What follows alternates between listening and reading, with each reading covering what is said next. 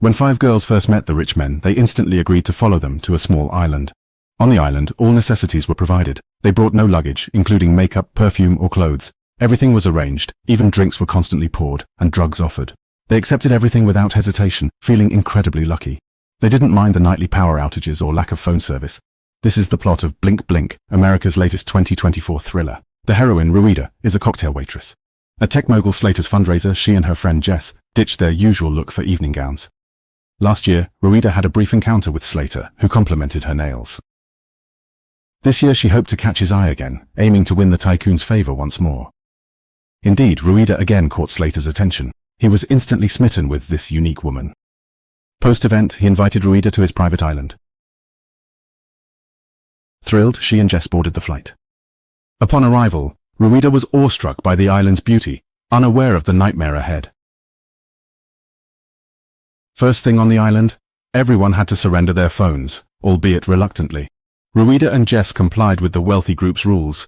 Ruida settled into a luxurious suite Slater had arranged for her. After showering, the couple sprayed on the provided perfume, when suddenly a housekeeper appeared behind them. She immediately called Ruida Red Rabbit.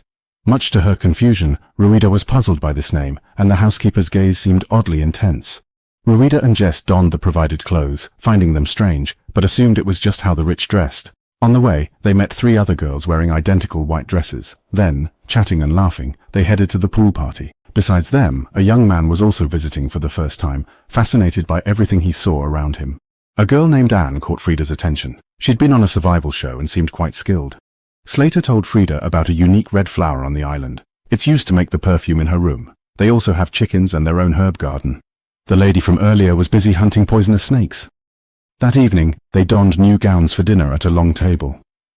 With the generator broken, candles lit the hall. Frida accidentally spilled wine on her dress during the meal. Embarrassed, she watched the usual activities begin. Everyone joined in the traditional dance. They drank and celebrated late into the night, but later, Frida was shocked to find the wine stain had vanished. Days passed like this, with sunny days and nights full of joy on this paradise-like island.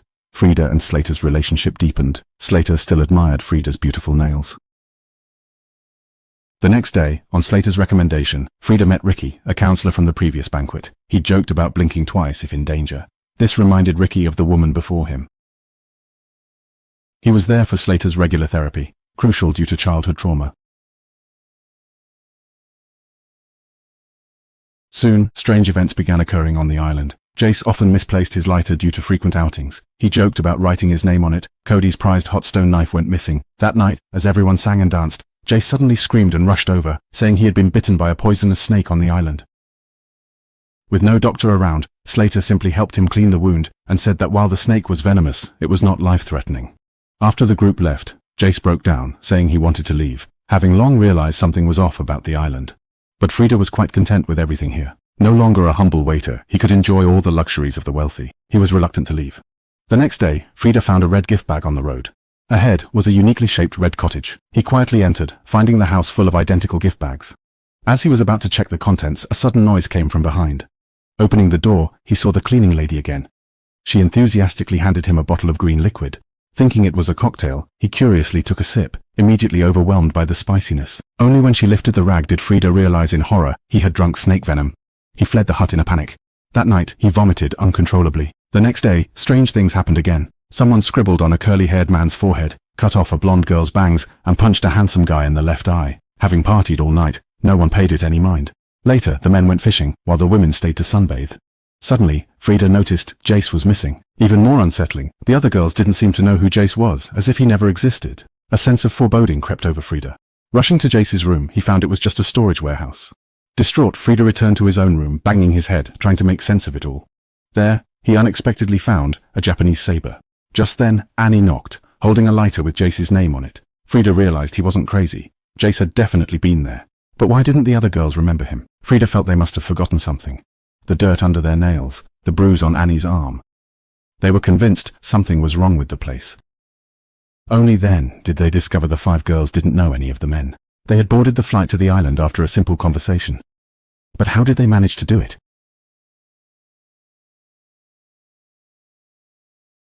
Frida suddenly recalled Slade saying forgetting was a gift. They immediately headed for the Red Hut. They found the perfume from the room in the gift bag. The issue must be with these perfumes. They wanted to call the police, but Frida realized they'd be doubted without evidence, as they came voluntarily. Frida recalled not forgetting after drinking snake venom. He grabbed a bottle, and Anne drank without hesitation. They lied, it was dragon orchid. The other two girls drank as well. Then, while the men were away, Frida went to Slater's room to find their phones, but by then there was no signal at all. Unexpectedly, Frida discovered a pile of photos showing the men laughing with gift bags. Slater returned. Frida hid under the desk.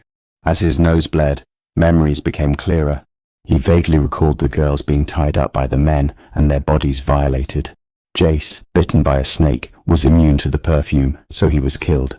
Frida quickly told Anne, but they had no choice but to keep pretending and observe. At dinner, Frida saw Slater's necklace, triggering those unbearable memories. She really won't remember this. It's worse, she'll forget more. The trip is already over. Meanwhile, Anne's odd behavior caught Slater's attention. He asked about her survival show experience. I know this show was stupid and destructive, but I learned valuable things. The truth is, you never know when you'll be stranded somewhere, in a terrifying situation, with no one to save you, no one to hear your call, and you must fight for your life. The atmosphere grew tense. To change the subject, Frida started dancing. Anne joined in too, easing the tense atmosphere. They sought an opportunity. Meanwhile, the girl recalled everything. She approached with a dagger, stabbing her repeatedly. The blonde joined the fight. Anne drew her hidden weapon, mercilessly piercing Cody's palm.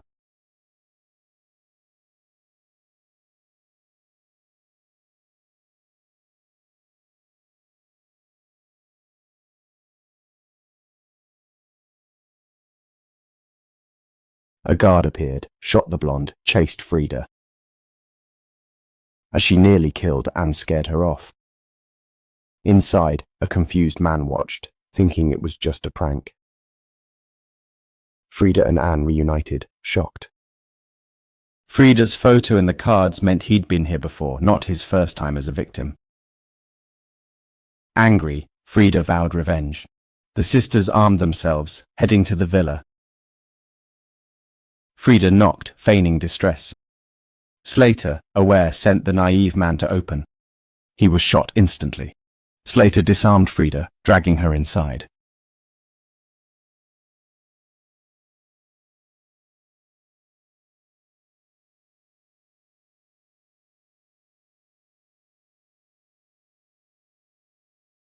Tripped, Frida recalled last year. Stranded, hunted on Laurie Island.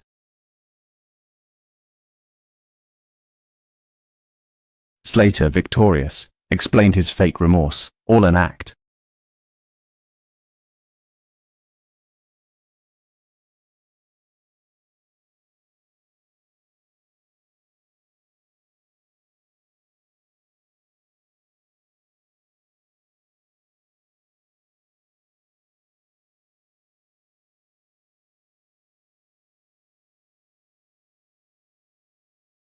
After repeated apologies, Slater stopped. Frida knew he didn't understand true remorse. She'd make everyone forget, believing it cured trauma, so she created the forgetting perfume.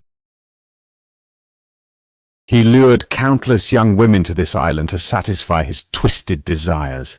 Anne's gunshot caught Slater's attention, but he was quickly recaptured and brought back to the villa. By now, Frida had broken free and was staring at the man before her in horror. He grabbed a knife and approached Anne. After taking a puff from his e-cigarette, he held the blade to Anne's throat. But Slater hesitated to act. His eyes glazed over as he released Anne. Yo-Yo Exclusive Theatre, Yo-Yo Television Series. Yo-Yo Exclusive Theatre, Yo-Yo Television Series. He had swapped Slater's e-cig for one laced with snake venom, restoring Slater's lost memories.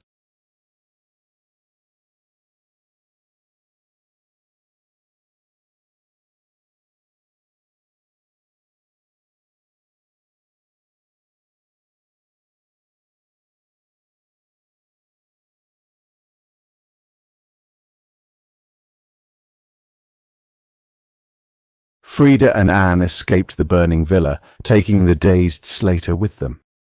At a charity dinner, a confused Slater met his manipulator, who still planned to control him.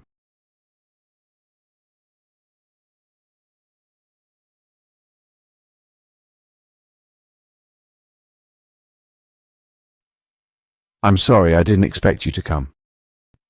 "Of course, I still remember you." "Hello, Rich." Moments later, police arrested Rich. Frida became Slater's wife and took over his tech company. "Sir, please wait a moment." Ladies and gentlemen, Mr. Friedekeck, that's all for now. Like and subscribe for more exciting content next time.